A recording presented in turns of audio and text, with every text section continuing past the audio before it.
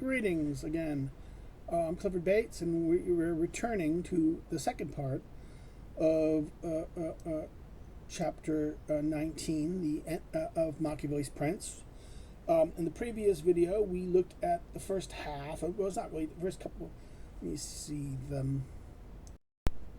We were in the 8th paragraph where he transitions into discussion of the Roman emperors. Maybe it's the 8th paragraph. Remember, this is the longest. I kind of thought it would be maybe useful to break it up, because this chapter 19 is the longest chapter, 21 paragraphs. It is the longest thing, and it ends the discussion of the virtues that started about the virtues or things that we praised and blamed at the beginning of chapter starting in 15. So 15, 16, 17. 18 and 19. This ends the discussion of the things that are praised and blamed with the discussion of avoiding contempt and hatred. He sums up the rest of the virtues here. And earlier we said, what is the lesson from all these things? Avoid the things, embrace that which brings you, makes you great and appears great. He gives us 5 things that do things. But avoid these, because these will make you have contempt, be held in contempt. Okay? And do things, and remember what he says about always about to avoid being hated is don't touch the women, don't touch the property and things of the subjects, the property and women of the subjects. And of the great, just be careful. No, he says just be careful. He deals with all that. Now he's talking about what may be some objections to this with the Roman emperors, and there he is. Hi, okay, I just kind of did a check. I just did it. It's in this chapter 19, Machiavelli is inaccurately, he's kind of playing around with, and therefore maybe if someone wants to really look at it, look at Tacitus Annales, book 13, where he discussed in book 13 of the Annals, Tacitus Annals of these emperors, and then Machiavelli's kind of summarizing it and changing things to make his point here.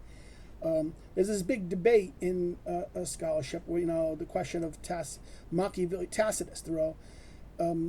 Some argue that Machiavelli is a Tacitian. This is, in fact, Tacitus was very controversial at the time of Machiavelli, the translations about that, because Tacitus was seen to be kind of Tacitus of the Annals, and particularly of the Annals and even the history, seemed to kind of give a presentation of despotic rule, and this idea that is Tacitus, because Tacitus was, some people argue, was in some of his writings was seen as a kind of a hearkening and defender of the Republic and criticizing the despots, but some other people say no, he's, by giving these lives and giving this information, this is a how-to manual, and therefore this is why some people would look at the Prince in the same light as being kind of like a how-to manual about being a despot. And therefore that's why looking at this, paying attention to Machiavelli's turning to Tacitus and turning to these examples of these emperors, these late emperors, right? Now let's turn to let's kind of recover the paragraph. It's paragraph 8. We repeat, it might appear to many, it might perhaps appear to many, considering the life and death of some Roman emperors, that there might be examples contrary to my opinion. In other words, he's going to appeal to Tacitus and his lives of emperors as kind of a counter. Maybe let's go look at these lives, because people might say, look at those emperors, and that's contradictory to what you said, Machiavelli, just here. Okay, this is that. And I gave a semicolon. We end at the semicolon. For they find someone who has always lived excellently and shown great virtue of mind, and who, nevertheless, lost the imperium, or was even murdered by his own spirit, who conspired against him. Period. Wishing, therefore, to respond to these objections. So this is the next sentence. I shall discuss the qualities of some emperors, showing the causes of their ruin, which are not different from those which that have been adduced by me, a semicolon.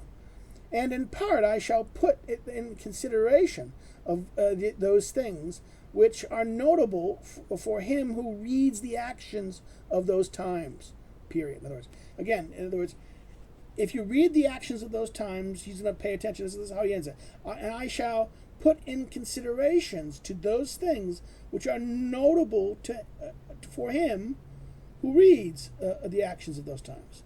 The next sentence now. And I wish to let it suffice to take those emperors who succeeded the imperium from Marcus, the philosopher, to Maximus.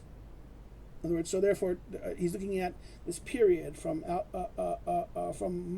height of Marcus Aurelius, right, the philosopher emperor, right, to the reign of Maximilian. Now, you say Maximilian, who's this? Is this Gladiator kind of ruins it for everything for us here, because Gladiator gives us weird understandings of this, but no. This is not Maximus of Gladiator. This is a different Maximus. Okay. In other words, it goes from these reign of emperors. This reign of is a very big change for emperor, and he continues after Maximus. They were Marcus Aurelius, his son Commodus, Pertinax, Julianus, Severus, his son Antonius Carella, Macrinus, Heliogabalus, Alexander, and Maximinus. 6. Now, D'Alvarez has the note here, 6. This is on page 121. Marcus Aurelius reigned from 161 to 180. Marcus Commodus was assassinated in 193 by Marcia, his mistress, and Leatus, the Praetorian prefect. Publius Hevilius Praxis was emperor from January to March of 193. Marcus Delinus Julianus bought the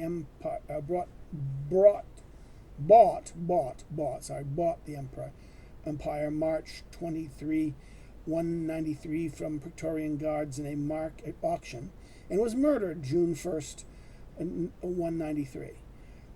Lucretius Septemberus Severus was acclaimed as emperor on April 13th, 193, and died of natural death in 211. Marcus Aurelius Antonius Carella was assassinated in 2017. Marcus Operius Marcus Opellus Macrinus was a Praetorian prefect who assassinated Antonius Carella out of fear,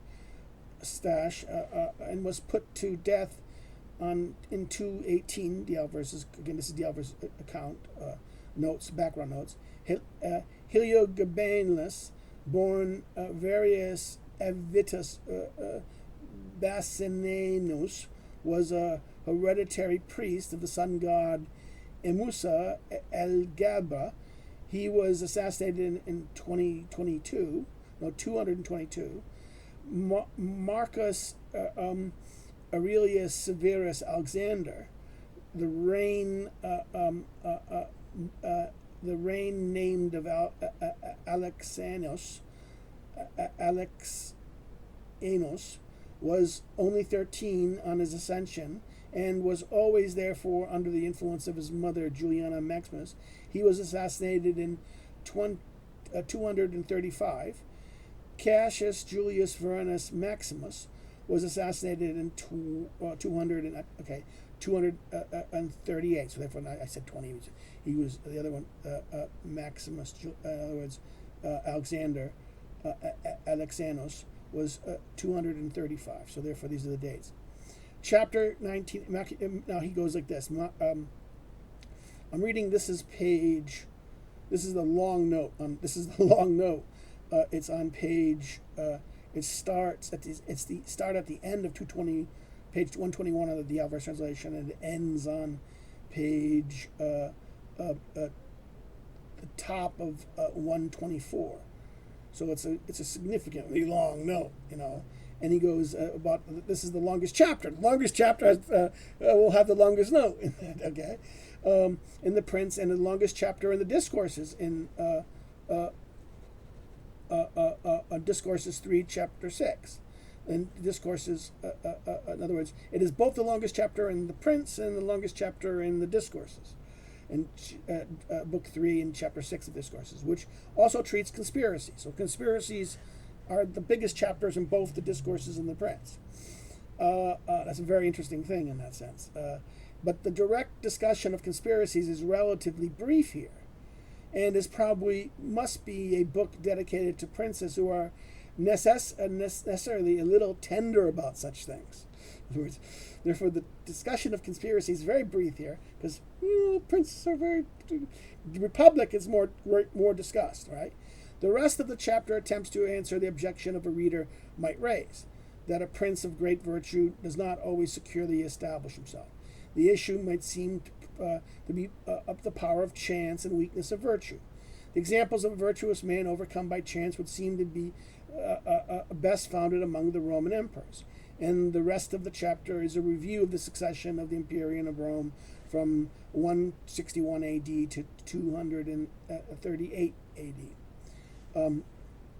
Machiavelli does not say why he chooses to discuss these particular period of Roman history, okay? But in Discourses 110, Book 1, Chapter 10, he tells us that the reign of Marcus Aurelius was the closest of the golden age of the empire. Now he gives a quote there. He'll quote from the Discourses. I'm not going to read it. And then that the period of which in chapter 19 is considered is therefore what is immediately follows the best age of empire. Machiavelli is silent upon one of the most important aspects of this period. Gibbon describes it as following. He has a quote from Gibbon. In other words, the question of Christianity, right? This is the question of Christianity by singular fatality, the hardness which the Christians had endured under the government of a virtuous prince immediately ceased in the accession of a tyrant. So, therefore, this is arguing about the rise of Christianity in Rome. Gibbon goes on to relate the attraction of Emperor Julius Vita Marina and her son Alexander to Christianity. Maximus and experientiating Alexander's supporters initially and briefly persecuted the Christians. But the story of Christianity from this time on, so the question of Christianity, despite severe persecutions of Diocletian and some others afterwards, is one of steady progress. One wonders, therefore, if Machiavelli chooses this period to discuss, because he who reads the actions of the times, which we just said, right, would know that it was during these times Christianity first gained its influence over the minds of the rulers of empire. So the Alvarez's note here is not only talking about the minimalist of conspiracy, but this period. Why does Machiavelli pick this time? But why doesn't he just justify it? He doesn't justify it. He just talks about it here. He just goes on to review it. But why this time? What happened in this time? It's the golden age. It's the golden age of empire in one sense. But at the also time, what? It is also the time where Christianity emerges and gains power, and the rise of Christian influence over empire. And what is the thing about Christianity? It's the minds of men. It's that what shapes the minds of belief and faith, and therefore this is and it's the sets of opinions and belief that dominates and shapes the world of the new world of empire and a new world of imperium, and particularly the world Machiavelli is in Italy in that sense. So let us return here to where he left off, and we left off in the end of chapter. This chapter at 8, paragraph 8, which we've finished up, and return to 9. I said, yeah. Now we turn that's 8. Now we turn to 9, paragraph 9. Next one. This is on page 131, 115. Sorry, 115 of the Alvarez translation. Again, the note to the Alvarez is linked below, and it is to be noted first that whereas in the other principates one had only to contend with the ambitions of the great and the indolence of the people, The Roman emperors had a third difficulty, that of a full colon, that of having to bear with cruelty and avarice. In other words, to bear the cruelty and avarice of the soldiers, period. What is important here? In other words, the other regimes, all the regimes and principates usually have to deal with the great and the many. The great and the many. The Roman Empire had a different problem. It's not just in other words, the great, the ambitions of the great, and the indolence, laziness of the people. There's a third problem, a third, as he said, a third difficulty, and that is what? The cruelty and avarice of the soldiers. The army, the military, the big Roman army that keeps the empire together. Without the army, the empire would collapse. And remember, the whole history of Rome is the changing of a republican military, an army of citizens, to an army of paid people who maintain the empire. And by the time Marcus Aurelius comes, what happens is who are the soldiers completely change. From it being Roman citizens no longer want to serve in the army because the army is now maintaining the empire, and by going over the empire, you're not going to see Rome again or Italy again. So you don't want to really be in the army anymore. So who becomes the empire? In the army, the conquered peoples, particularly in the east, will be the Greeks, and in the north, in the Gaulish areas, will be the Gauls and the Spanish and the Germans. Okay, and this is the big moment of the change of who's the nature of them. So let's continue here, and this is the next sentence. Was so difficult that it was the cause of the ruin of many, since it was difficult to satisfy the soldiers and the people. For the people loved quiet and therefore loved modest princes, and the soldiers loved the prince of warlike mind, and one who was indolent, cruel, and rapacious, which things they wanted him to practice on the people, in order to be able to double their stipends and give vent to their avarice and cruelty. So the soldiers want money, and also they want to be able to, they have power and they have the means to do it. They have the avarice. They have avarice, and they want to take, and they will loot, and loot will be rapacious. They're rapacious. They will rape. They will take advantage. That's how they live their war. War is fought in this way. War in this time is not orderly and supplied and logistic. You lived off your conquered people. And you paid your soldiers by the loot and booty. So therefore, the loot and that which is taken from the enemy, and therefore the soldiers are used to taking things from others. And this is and to maintain, and therefore they're used to doing it. They're used to taking and used to rapine. They become rapacious. The rapaciousness of the soldiers is one of the weapons of classic warfare, in that sense, and that therefore this is and therefore the soldiers are like this, and they have to be contained. But then what happens is this is the tension he talks about. The people want to be just left alone. They want peaceful people, but the soldiers don't like that. They don't like, because they can't get money, they can't get things, they can't act cruelty, and therefore they want a ruler who's like him. In fact, remember he said before, the necessity to rule soldiers, you need to be cruel. And in fact, the great example of Hannibal is the inhuman cruelty. And the problem of the difference between, if we compare the Hannibal Flavius, who's a disciplinarian, and then Scipio, in the previous chapter, we talked about those three. Scipio is the guy who's petty, his pity and piety is mercy, who's led to constant rebellions in Spain, right? And the only reason why he's successful is if he became an emperor, he would have been disastrous, Machiavelli says. So therefore, this is the point here, that in other words, only someone like Hannibal or Flavius,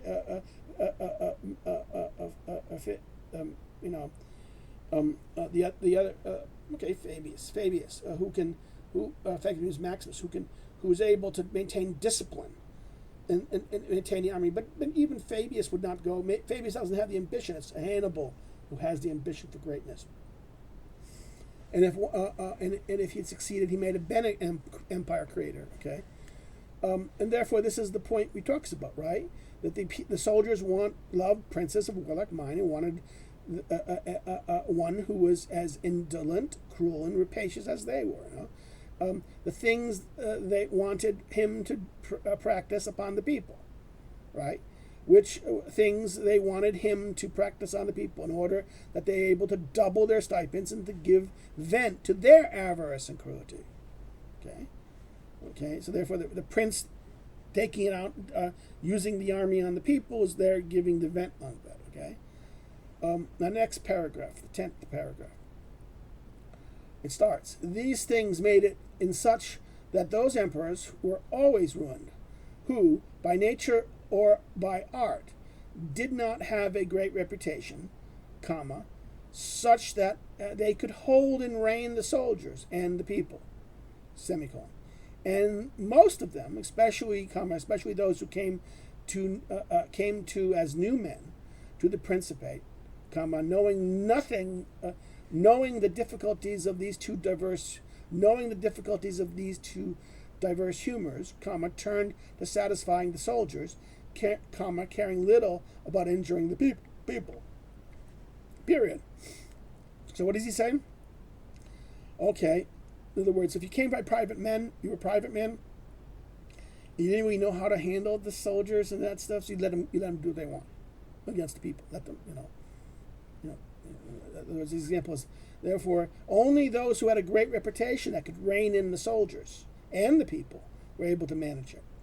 So if you had either the nature or the art, if they did not have a great reputation and they could not do that, that would be a downfall. But if they had the nature or the art and had the great reputation that able to rein in the soldiers and the people, and therefore they were able to overcome. That's the implication of the sentence is.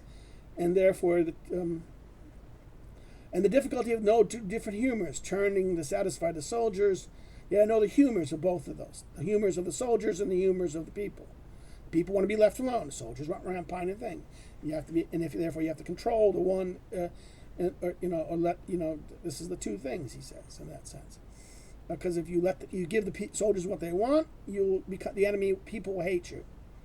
If you don't give the soldiers what you want, the soldiers will hate you. Okay, so therefore this is the thing, and the soldiers are armed, but the people are not.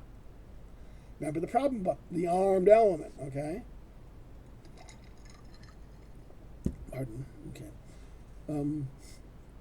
So therefore we get this point here about this.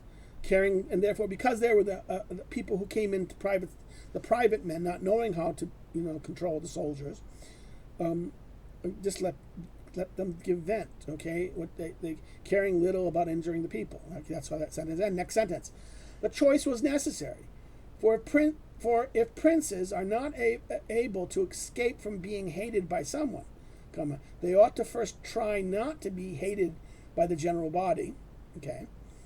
And when they are not able to achieve this, they ought to contrive with all industry to avoid hatred of those bodies that are the most powerful, okay? Okay. In other words, the general body can't harm you. You can't get everyone in the general body not to harm you. Of the parts of the body, you should avoid having the most powerful part of the body hating you. Okay? Contrive it. You're not able to achieve that all the general body not to hate you. You should achieve this. That is, that the ought to contrive that with all industry to avoid hatred of those bodies that are the most powerful. Okay? And therefore, those emperors, this is a period at that in the next sentence, and therefore, those emperors, who became, because of their newness, had needed of extraordinary favors, adhered to the soldiers rather than to the people, semicolon. And this, nevertheless, turned out for them to be useful or not, according to whether the prince knew how to maintain his reputation with them. So, in other words, you're going to let the soldiers do it. Let the soldiers take their vengeance. You're going to side with the soldiers. Now, this is advantageous or not advantageous. In other words, this turned out well or not well, because why? You had a prince had to know how to maintain his reputation with the soldiers. In other words, that is, if the soldiers came to have contempt for you, and or not respect you, and and given that they are armed, you had to have some control over them. If you did not, if they didn't think you had control over them, they didn't fear you. If they didn't fear you, and they had no respect for you, they would turn on you. And that's the point he's trying to make here. The next chapter, 11th.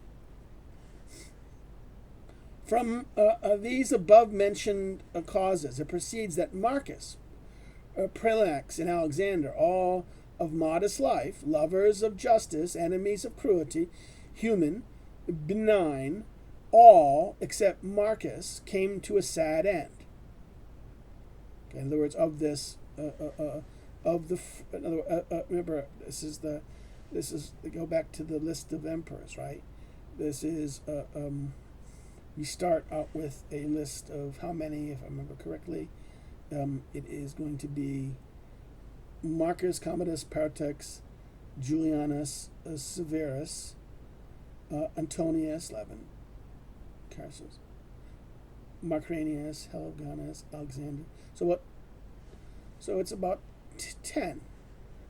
10. 1, 2, 3, 4, 5, 6, 7, 8, 9, no. 1, 2, no. 1, 2, 3, 4, 5, 6, 7, 8, 9, 10. Correct, 10, 10. So sorry about that. I just want to make sure I don't want to, say one thing.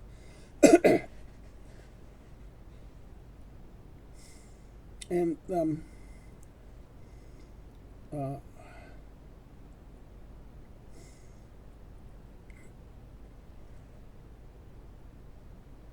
other words, he died. Marcus, and he says, all except Marcus came to a sad end. So therefore, of the original 10, from Marcus, Paris, Alexander, these three, these are the modest ones. They want justice. They enemies of cruelty. They're human, benign, and all except Marcus. So the other, only Marcus was able to do this, and Marcus alone lived and died honored, because he succeeded into the imperium by hereditary right, and he did not have to acknowledge receiving it either from the soldiers or the people. So in other words, he came from it, he inherited. Marcus Aurelius entered this hereditary sense. Oh, this is Marcus Aurelius? Yeah, this is Marcus Aurelius. I want to make sure that I'm not misreading this. Yes, Marcus Aurelius. Marcus Aurelius, in this sense, comes in. I'm always afraid that I remember this, and I'm getting old, that my memory is going spaghetti. It's a shame. So we have to always be careful that you think you remember something. Nah, it doesn't. So what happens here is that Marcus was able to survive, because why? He inherited, remember what he says. Remember the second chapter, which he deals with in the hereditary principates. He inherited it, so he didn't need the people nor the soldiers to recognize his rule. He wasn't a new ruler. He wasn't a new prince. He inherited this principate, so that makes him different from the rest in that sense. Moreover, being accompanied by many virtues, which made him venerated, virtues made him venerated. He was always able to, while he lived, to keep in order one of the factions, while the other was kept within limits, So he's able to keep control of one, and then the other one was limited. So the people were either controlled and limited, or the army was controlled or limited. This was this idea. One was either one, or the great was controlled or limited. All the different factions. Remember, the factions here are the great, the people, and the soldiers. Keep them in limits. And he was never hated or despised. So he was never hated or despised. But Parallax was created emperor against the will of the soldiers, who, because they were used to living licentiously under Commodus, could not bear the honest life to which Parallax wished to recall them, semicolon. And having created hatred for himself, bracket, and to this hatred there was added contempt for his old age. In other words, he was hated because he took took away from the soldiers what they were doing. They wanted to keep on behaving licentiously, and now they can't. They just licentiously, and that therefore they hated him for taking away their goodies. The soldiers did, and also because he's old.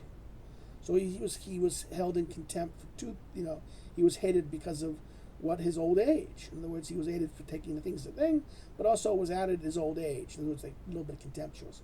There's a little bit of contempt there. Oh, he's old. He's not really one of us. He's not virile. He's not manly. Close colon, comma. He was ruined at the very beginning of his administration. So he's ruined at the very beginning. Why? Because he couldn't control the soldiers, and unlike he was a new prince in that sense, and he had to get against the will of the soldiers. He was made prince against the will of some of the people in the great made him in that sense. So next paragraph, 12th.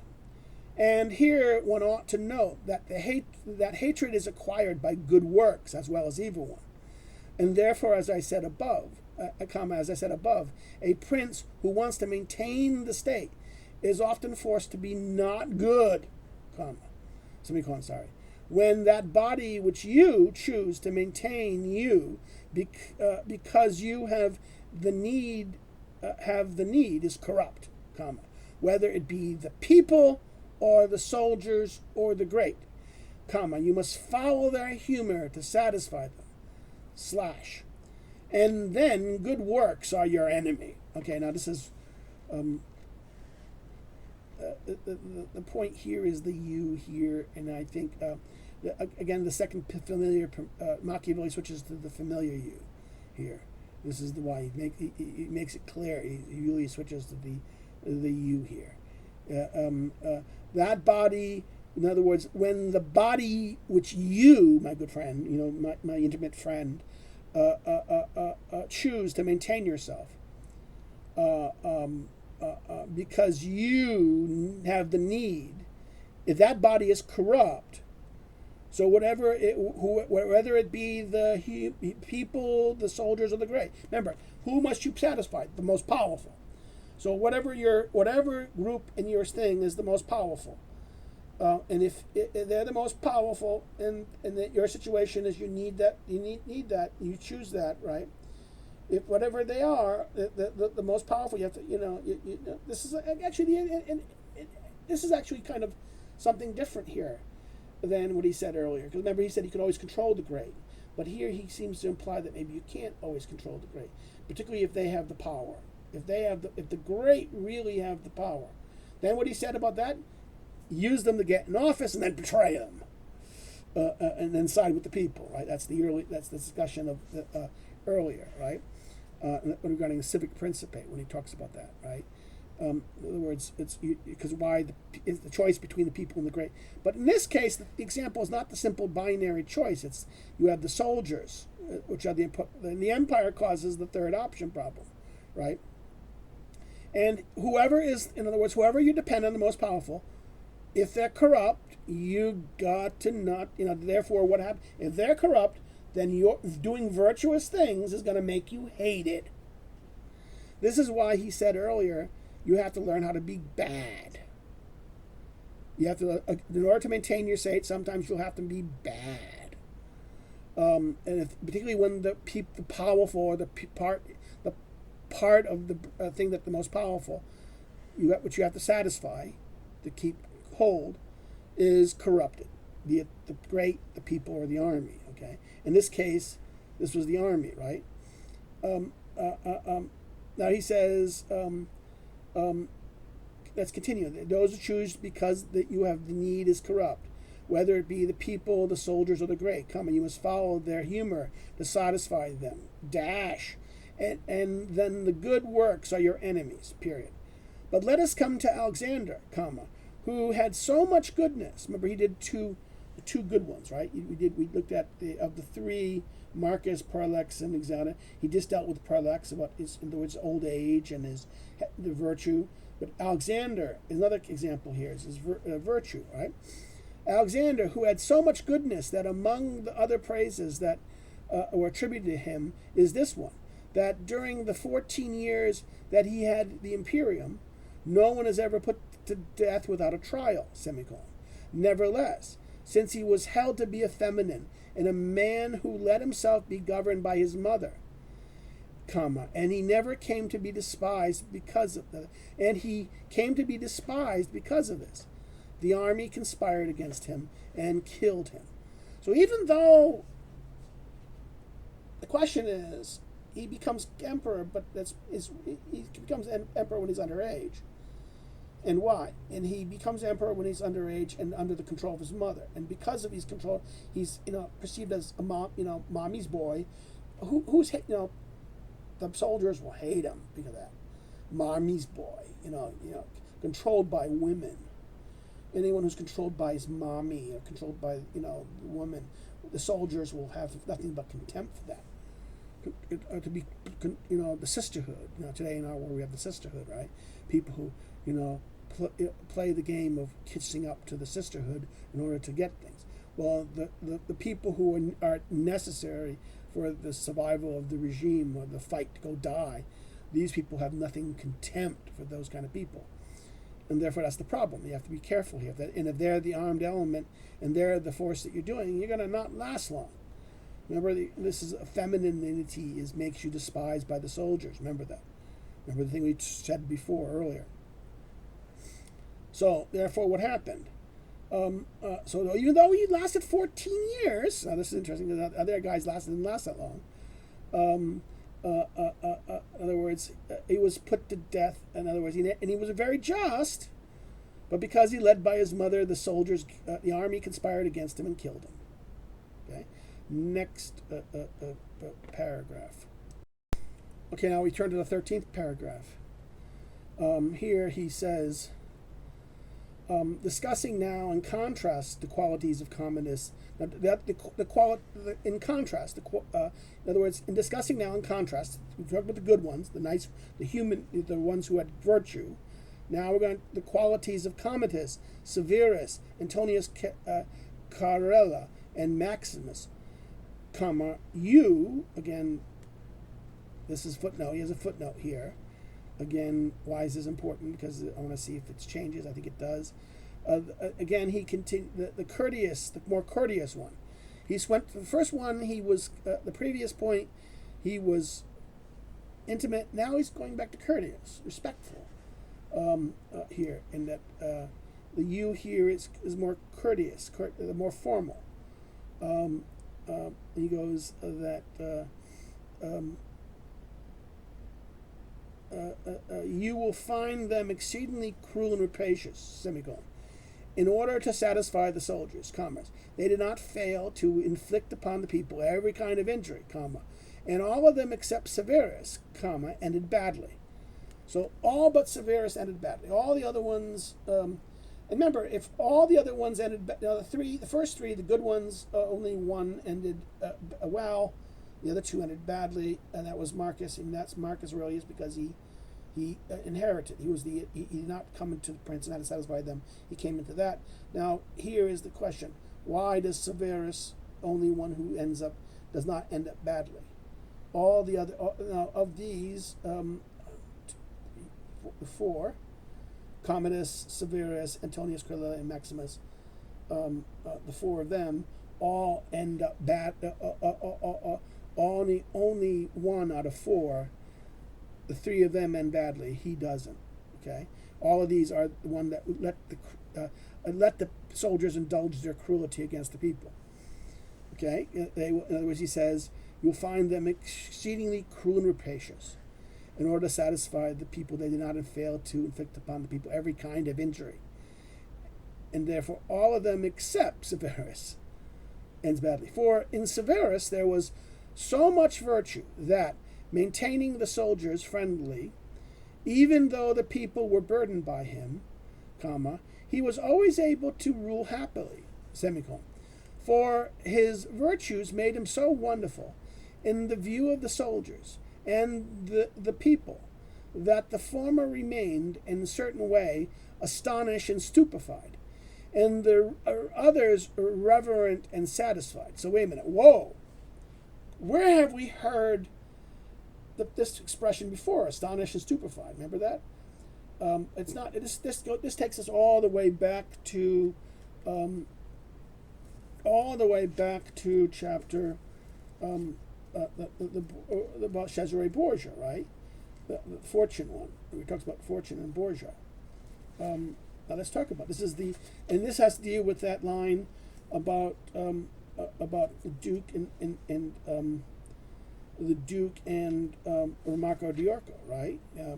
And what happened there? He says about Diorco, he left an occasion he had in place right there, and the people, the ferocity, that's the spectacle, left the people at the same time satisfied and stupefied.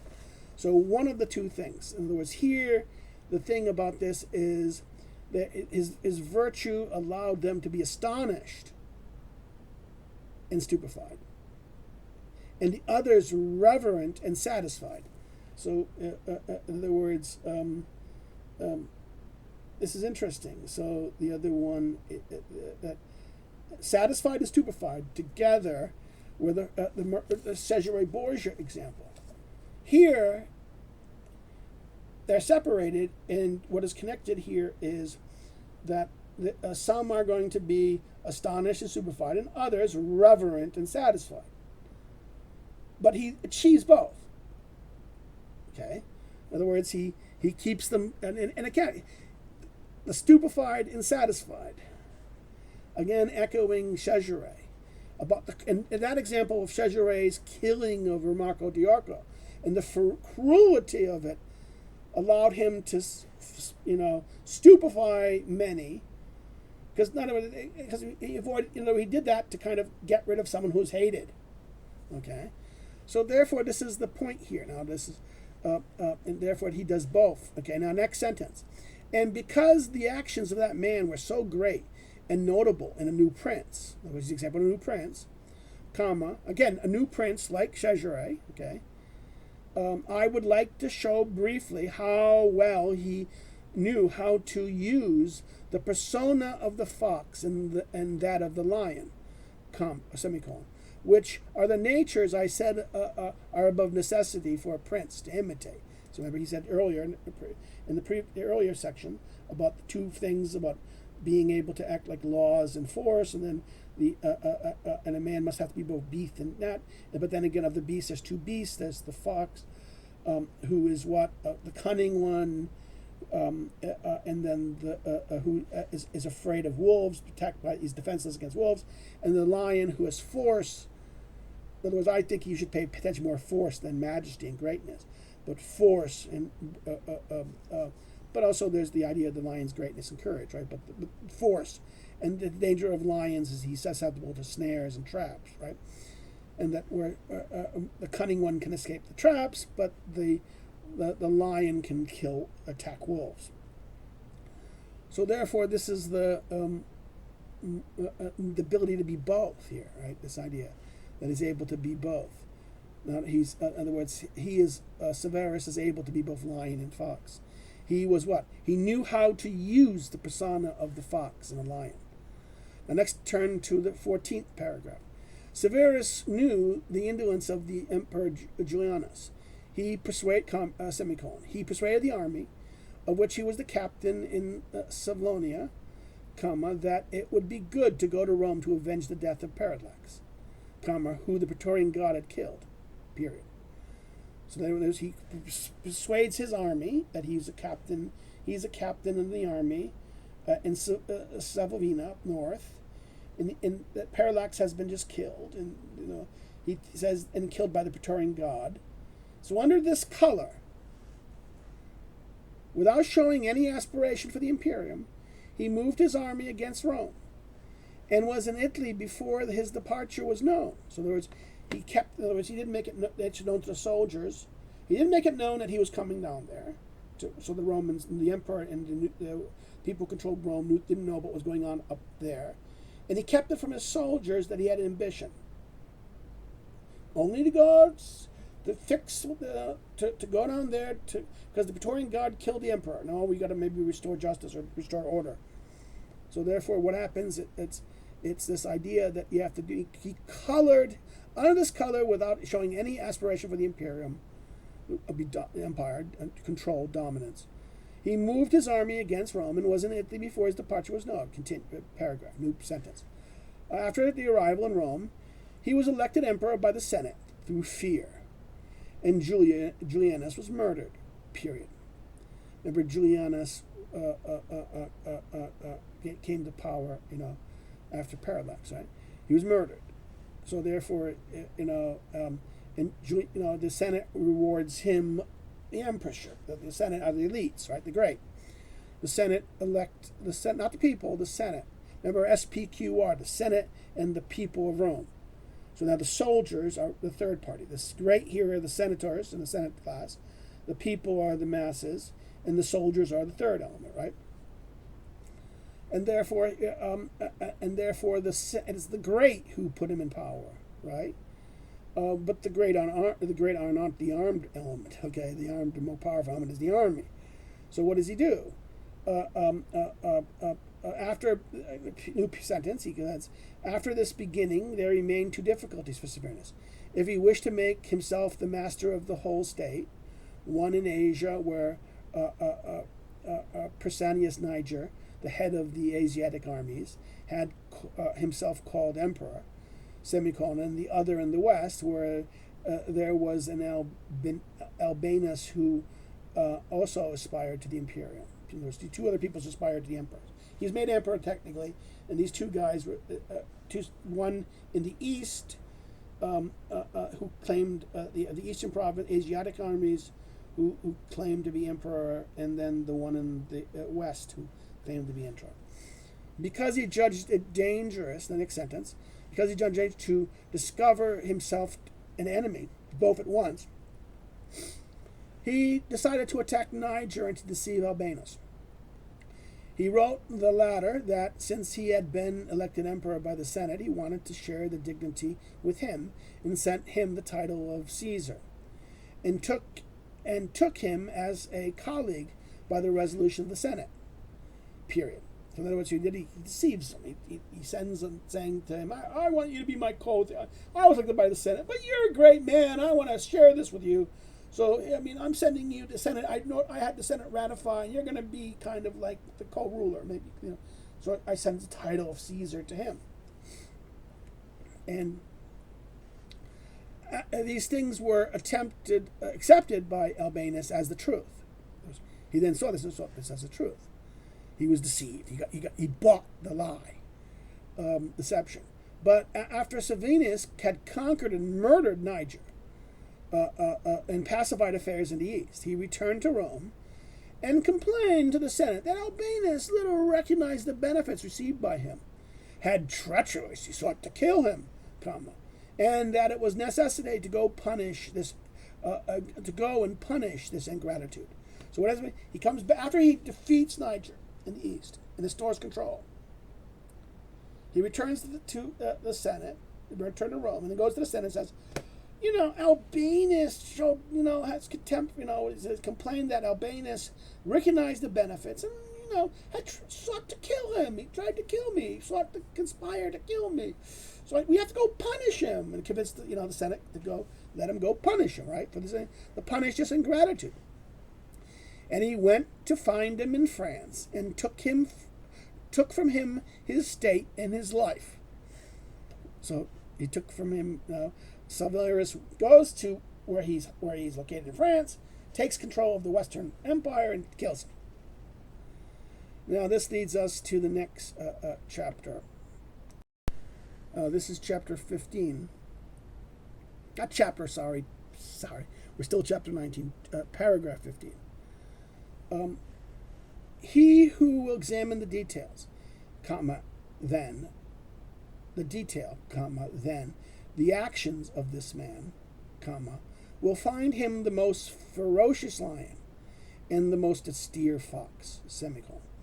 He will see him feared and revered by everyone, and not hated by armies, not hated by the armies, semicolon, and one will not wonder that he, a new man, was able to keep so much imperium, so much imperium, for his very great reputation always protected him from the hatred with which the people might contrive because of his rapacity. Stop. Because of his rapacity, his taking and taking and taking, he might be hated by the people. But the greatness of his getting control, his deceiving Albinus, going kill Niger, then going eliminating Albinus, and asserting himself, controlling the army in the way he's done, keeping the army in line by his success and his ability. Even though he was a new prince, in other words, he's not a prince by inheritance, but he was a soldier. Remember, he was a soldier, he was a captain, so he knew the nature of the soldiers, and knew how to control them, and knew how to put the bit in them, right? And what does he say? He says it was rapacious, but Antonius, his son, which also a man of most excellent parts, who made himself a marvelous in the view of the people, and pleasing to the soldiers, semicolon. For he was a warlike man, exceedingly able to endure every toil. He scorned all delicate foods and all softness, / and this made him loved by all of the armies, period. Nevertheless, his ferocity and cruelty were so great and so unheard of, by having an infinite individual slayings, murdered a great part of the people of Rome, and all those of Alexandria, that he became extremely hateful to all the world, period. And he began to be feared also by those he had around him, and in such a mode that he was killed by a centurion in the midst of the army. In other words, what happened? He went too far. While his father was cruel like this, he didn't become so hate. In other words, he had infinite individual slayings. I don't know. His ferocity and cruelty was so great and unheard of. Excessive cruelty, okay? But then what happened? Infinite individual slayings. Murdered a great part of the people of Rome and all of those of Alexandria. And he became extremely hateful to all the world, hated by all the world. So that it became such that because he was hated by all the world, even the centurions around him hated him. All the world hated him. So he had no one who didn't hate him. And that's why he died in the midst of his army, killed by a centurion. So this now leads us to the next paragraph, 16. 16, yes. Whence it was noted that murderers such as these, which follow from the deliberation of an obstinate mind, are unavoidable for princes. For anyone who does not care about dying can do him harm, But since such cases are extremely rare, it is well for a prince to have little fear of them. In other words, the idea that, someone who, earlier he said, as long as you've done this and this, if someone who just doesn't care for anything, he's lost fear of everything, has nothing to lose, this becomes very dangerous. And therefore, but this is very extremely rare. So the prince ought to have little fear of them, right? Little fear of them in that sense. He ought only to guard against not doing grave injury to anyone who serves him, or those who have around him in the service of the principate, and as Antonius had done, who had murdered in a disgraceful way the brother of the centurion, and then also threatened the man himself daily, with still keeping him as a bodyguard, semicolon. And it was a rash policy, and such as to bring ruin, as happened to him. In other words, if you're going to do these things, you don't have these people. If you're going to be abusive and do things like this, don't have the people you've abused or threatened be your security. Okay. This is the thing. This is his error. His error is you can deal with this. Okay, this is easy to deal with. So rare. And if you're going to do it, just make sure they're not guarding you. Okay, or part of your army. Okay. So what do you do? This is the guard. This is part of his own guard. He killed the guy's brother and threatened him, and still had him on the damned duty. Of course, the guy doesn't have nothing to lose. He thinks he's gonna die anyway. So yeah. Okay, and hence goes. This is how Antonius, the son of Severus, dies. Okay, he inherits it also, but he makes a mistake here. Okay, and it was a rash policy as such to bringing room, and this was happened. Now, the next one, 17, paragraph 17. Now, let us come to Commodus. Commodus is the son of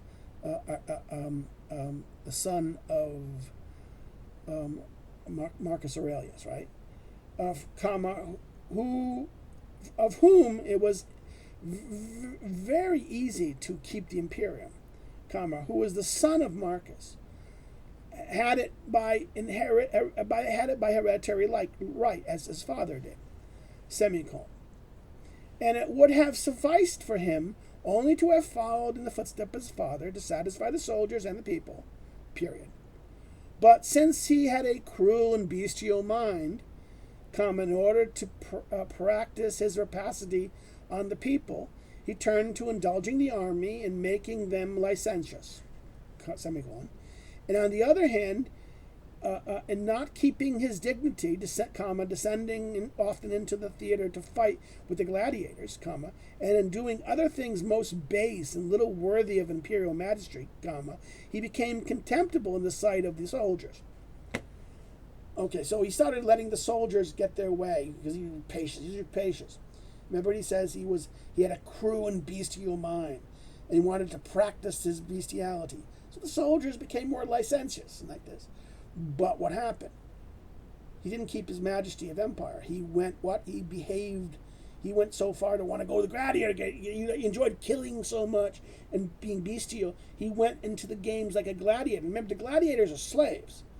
So it's not, the soldiers are looking at this and saying, why is the emperor acting like a slave? The great do not behave like slaves. If the great behaves like slaves, this is demeaning. And they start to have contempt. They start losing their respect for him, right? He becomes contemptible in the sight of the soldiers. Next sentence, and this is the end of the sentence, ends the paragraph. And since it was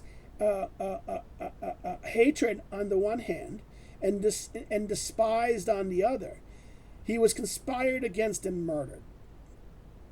So therefore, Commodus, who should have inherited, he was a hereditary ruler. He should have been able to maintain it very easily, just follow the father's rule.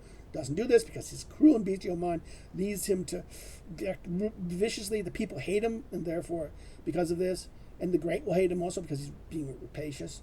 And therefore, who's left? The soldiers, but the soldiers come to have contempt for him because his bestial action leads him to go to fight in the arena and do other base things, and they have contempt for him, and that they conspire against him and is assassinated. This now leads us to, I think, paragraph 18. There remains to narrate the qualities of Maximus. So Maximus remains. Next sentence. He was an extremely bellicose man, and since the armies were wearied with the softness of Alexander, which I have discussed above, murdering him, they elected Maximus to the imperium, period. So they elect Maximus. The soldiers elect Maximus. Okay, they elect Maximus. They killed Alexander because they were worried about his softness. Alexander was the one who was mommy's boy. So they killed Alexander and they elect him as emperor. And what happened? He did not long possess it because two things made him hated and contemptible. One, the extreme baseness of his origin. Semicolon. He formerly herded sheep and trace. Bracket, open bracket. This was very well known to all, comma, and made him greatly despised in the sight of everyone.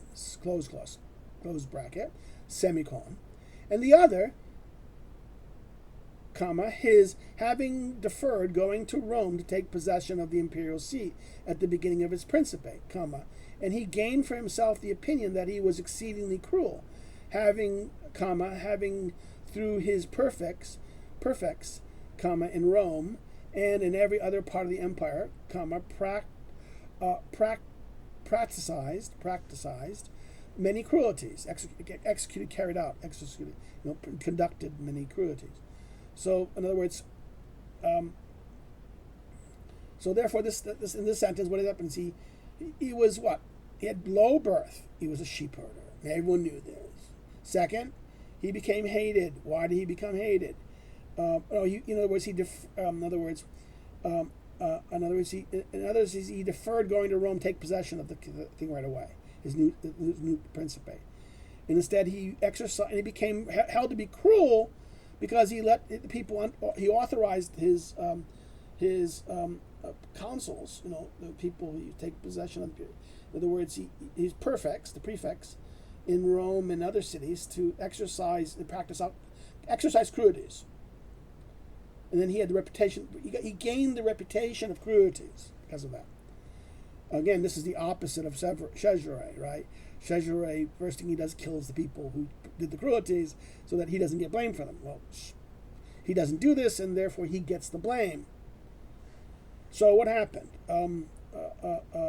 Such that the whole world moved by disdain for the baseness of his blood, comma, and the hatred for which arose from fear of his ferocity, comma.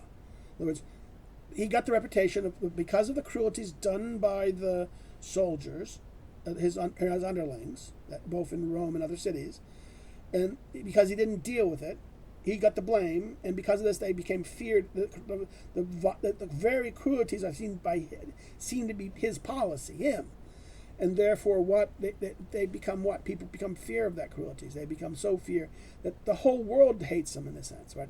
In other words, that's the whole world moved by disdain of his blood and the hatred of those which arose from the fear of his ferocity.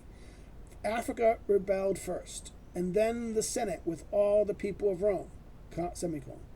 So first Africa, then the Senate and the people of Rome, comma, and then all Italy conspired against him, period.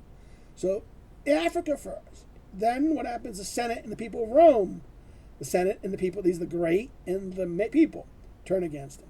And then last, what happens? All of Italy conspired against him, both the great and the people.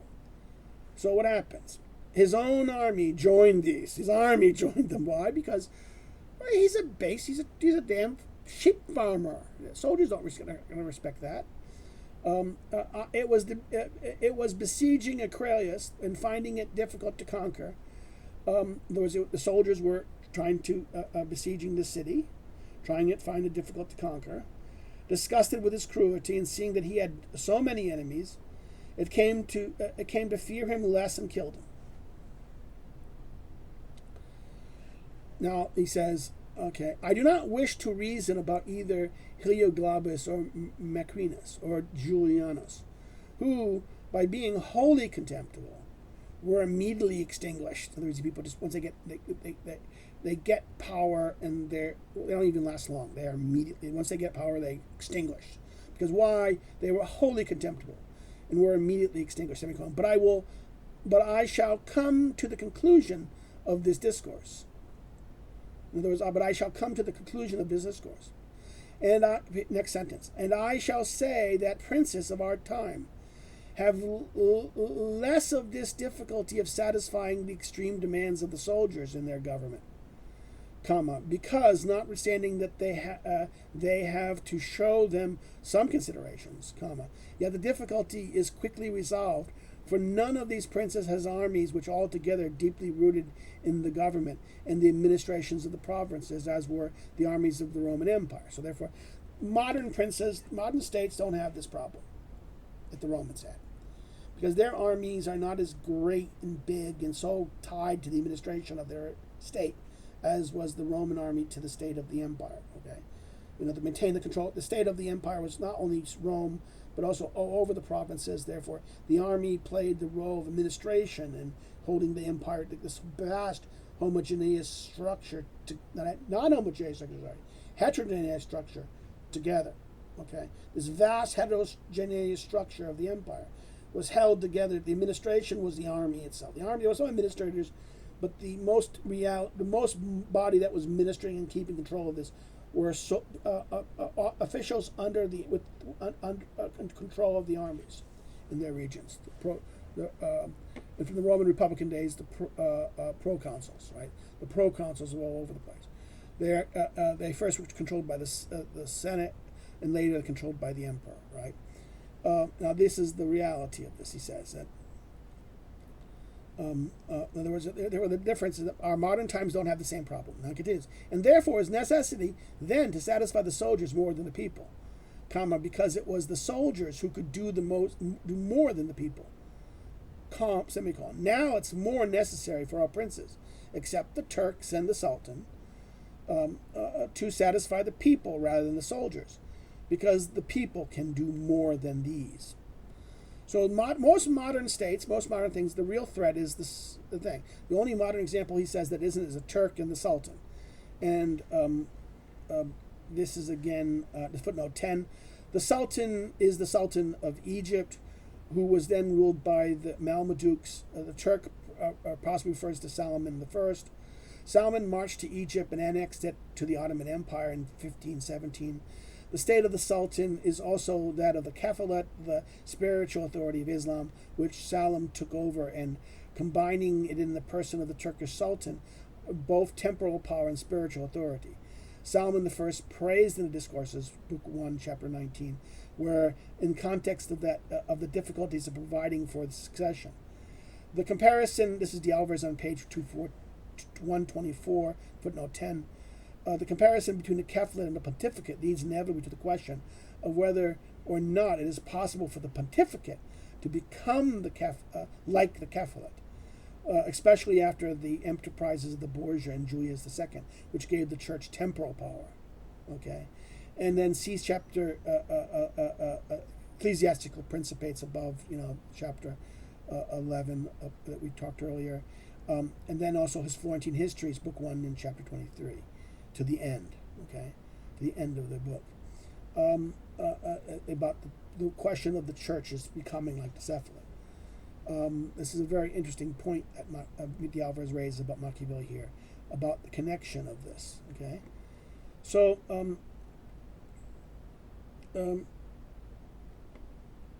so therefore, keeping the friendliness, the kingdom of let's see, okay now. And on the pen security, I repeat this. I made the exception, okay, this is the next paragraph, sorry. Turk and satisfy the people more than the soldiers, because people can do more than us. Then we turn to the next 20. 20, paragraph 20. I made the exception for the Turk, since he always keeps around him 12,000 infantry and 15,000 horse, on whom depends the security and strength of his kingdom. Semicolon, and it is necessary, postponing every other concern, that the Lord keep them friendly. In other words, he has the same problem as the empire does. Period. So too is the kingdom of the Sultan, wholly in the hands of the soldiers, and it needs must be also that he, without concern for the people, keeps the soldiers friendly, period. And you, now this is the you here, and this you is the courteous one, the formal one, not the informal one. And you have to know that the state of the Sultan is different from all the other principates, because it is similar to the Christian pontificate, which one cannot call either hereditary principate or a new principate, semicolon. For it is not the sons of the old prince who are the heirs and remain the lords, comma, but he who is elected to their rank by those who have authority, the cardinals. Right? The cardinals have the real authority to elect, and therefore it's not succession, not hereditary. He's not simply either a new prince, or he's not a new prince, and he's not a hereditary prince, but he comes into authority by the election of others who have authority, right? And this is why the Turk is like this in that sense. And since this order is ancient, and one cannot call it a new principate, for one finds therein none of those difficulties that the new ones have, comma.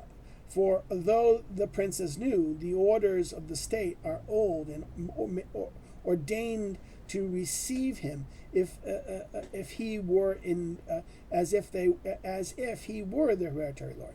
So there was the pontificate gets elected. Now the same thing with the cephalates and these things. They get elected like this, similar to the case of the pontificate. That it was the pontificate is elected by the those who have authority, the bishops, the cardinals. The cardinals elect him into power. He's in the power. So this is, in other words, it's not a hereditary, but it is like its orders are ancient. The orders are orders of religion. Remember, they go talk about that in chapter 11 about the nature of the ecclesiastical principate. So therefore, the orders of that state are old and ordained to receive him as if he were a hereditary lord.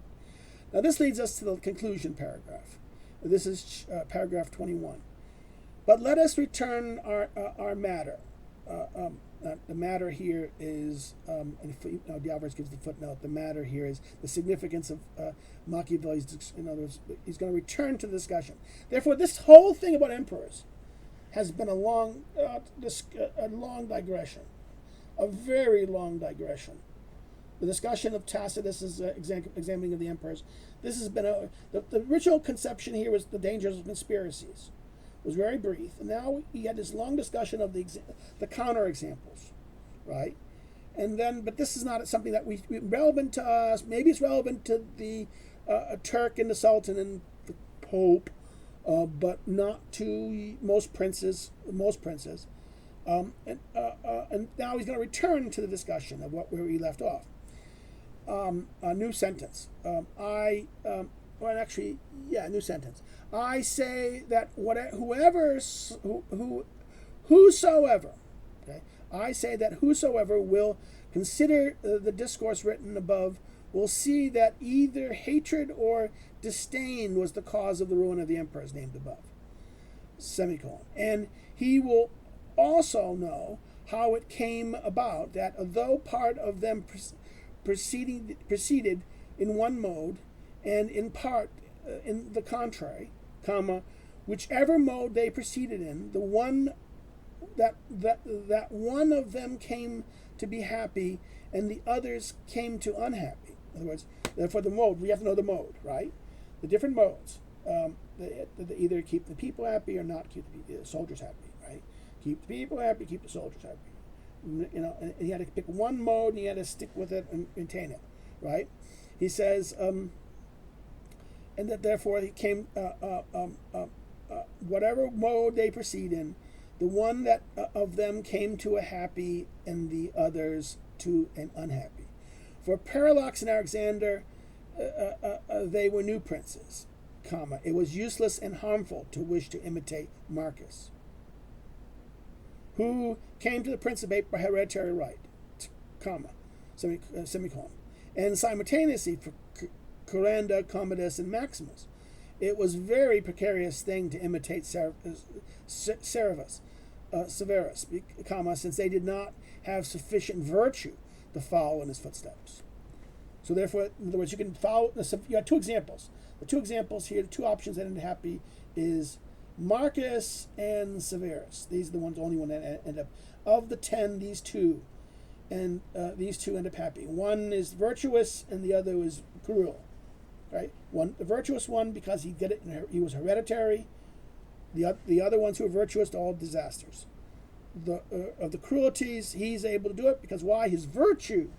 Remember, Marcus Aurelius is also known for his virtue. So therefore, virtue is there's a virtue that links. In other words, his excellent virtues makes him loved. Both of these men are loved, not loved, but not at least not moved against. What means Severus is not moved against. He's cruel, and because he's cruel is hated, but because of his virtues over kind of make the people revere him. Okay, so he's revered, and so isn't Marcus Aurelius revered. So that the virtues make you revered. This is that moment here. The virtues make you revered, and therefore that is and that's what is the interest here, right? In other words,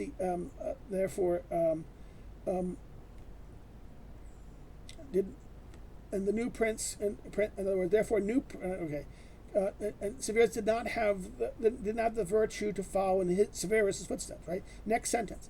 Therefore, a new prince in a new principate cannot imitate the actions of Marcus, nor is it even necessary to follow those of Severus. Semicolon. So you can't follow the imitations of Marcus because you're not a hereditary prince. And you cannot, nor is it necessary to follow those of Severus. He says, comma, but he ought to take from Severus those parts which are necessary to founding his state, and from Marcus those which are fitting and glorious to preserve the state which is already established and firm. So, if a regime is established and firm, follow Marcus. Take the qualities that are fitting and glorious to preserve a state that are already established and firm. You follow Marcus. But if you're going to come into power, you follow Severus. Okay? So a new prince who's coming into power, Severus is your guide, not Marcus, Severus. But once you have the state, you want to maintain it and preserve it long, then, or if you come into power through different means, then you come through legitimate means, or you know what? How in other words, you're in charge of a existing system, not a new state, but an existing system. Then, therefore, what you should follow Marcus, and what he does, the virtues that he has. And with this advice here, Machiavelli ends this longest chapter of the Prince. And with it, we come to the end of the discussion today. So, ladies and gentlemen, if you've liked this, please like it and share it with a friend. If you have any comment both about this section we covered today, please put it in the comment below. And if I see it, when I see it, it'll notify me that it's a comment, and I will reply. If you want to see more things like this, because we're continuing this, you can subscribe and follow this channel. I hope to do, after I do the Prince, I might do, I was thinking about doing something short, quickly, like Sun Tzu, and maybe go do Thucydides or Aristotle. I might want to do Aristotle. I always want to do Aristotle's politics. Maybe do a chapter by chapter read of the politics. Again, if you have any suggestions, again, put a note. You can follow me on social media. To find more out about this translation of the Prince, the Alvarez translation, like my new copy, click to the Waveland publisher information below.